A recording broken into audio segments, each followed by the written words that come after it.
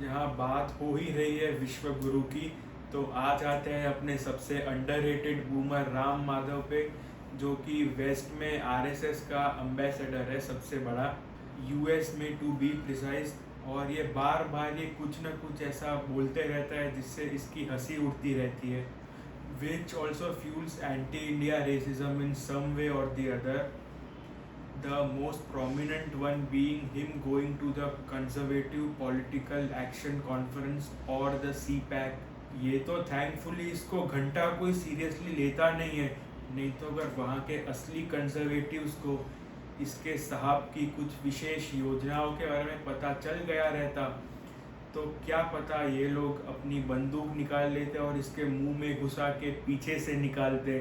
This week, I will also end the government policy of trying to socially engineer race and gender into every aspect of public and private life.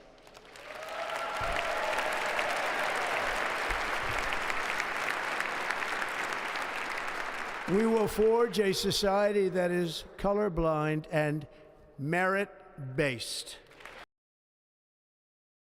तो भाई साहब फिर एक बार US पहुंच गए कुछ ही दिन पहले, और इस बार हडसन इंस्टीट्यूट में बैठ के ये बकवास कर दी।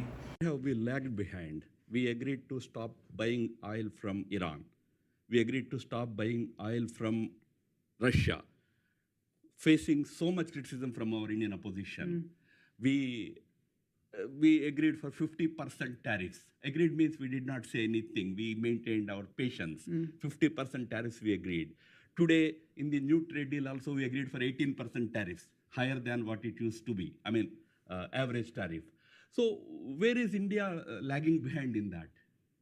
What are those issues that where India is not doing enough? Which again became a subject of mockery.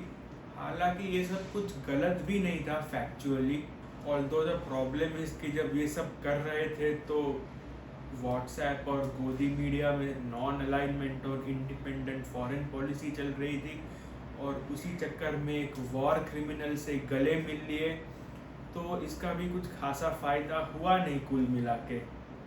Although the major difference is कि जो ये सस्ता रशियन और ईरानियन ऑयल आ रहा था उसके एक भी रुपये का फ़ायदा कंज्यूमर्स को मिला नहीं, लेकिन जब टैरिफ्स आए तो सारा लोड इंडियन इंडस्ट्रीज़ पे आ गया, only to protect a privilege class जिसका कि जब मन करे ट्रैक्टर निकाल के रोड्स ब्लॉक कर देता है।